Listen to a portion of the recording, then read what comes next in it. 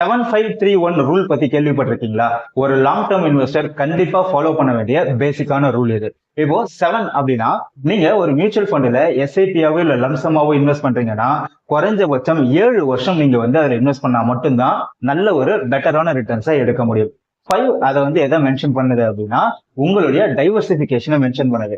இப்போ நம்ம கிட்ட இருக்கிற பணத்தை மொத்தமா ஒரு ஸ்கீம்லயோ இல்ல ஒரு ஸ்டாக்லயோ இன்வெஸ்ட் பண்ணோம் அப்படின்னா நமக்கு பெரிய அளவுல ரிஸ்க் ஆகிறதுக்கு சான்சஸ் இருக்கு. அதை எப்படி டைவர்சிஃபை பண்ணலாம் அப்படின்னா ஒரு லார்ஜ் கேப் ஃபண்டு, ஒரு ஸ்மால் கேப் ஃபண்டு, ஒரு கோல்டு இடிஎஃப், மஃபாங்னு சொல்லுவாங்க, அது வந்து குளோபல் ஸ்டாக் இடிஎஃப். ஸோ அதுல கொஞ்சம் அண்ட் குவாலிட்டியான ஒரு ஸ்டாக் பேஸ்கெட், இந்த மாதிரி நான் 5 டிஃபரெண்டான இன்வெஸ்ட்மெண்ட் செக்மெண்ட்ஸ்ல இன்வெஸ்ட் பண்ணேன் அப்படின்னா என்னோட போர்ட்போலியோ பர்ஃபெக்டா டைவர்சிஃபை ஆயிட்டு பேலன்ஸ்டான ரிட்டர்ன்ஸை கொடுக்கும். அண்ட் 3 அப்படிங்கிறது என்ன மென்ஷன் பண்ணுது அப்படின்னா 3 டிஃபரெண்ட் மென்டல் ஸ்டேஜஸ் அப்படின்னு சொல்லுவாங்க.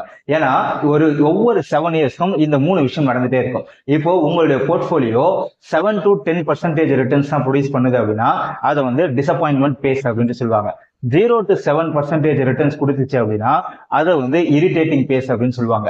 நெகட்டிவ் ரிட்டர்ன்ஸ் கொடுக்க ஆரம்பிச்சது அப்படின்னா அதை வந்து பேனிக் ஃபேஸ் அப்படின்ட்டு சொல்லுவாங்க. ஸோ எந்த ஒரு இன்வெஸ்டரா இருந்தாலும் இந்த 3 பேஸையுமே வந்து கிராஸ் பண்ணி தான் ஆகணும்.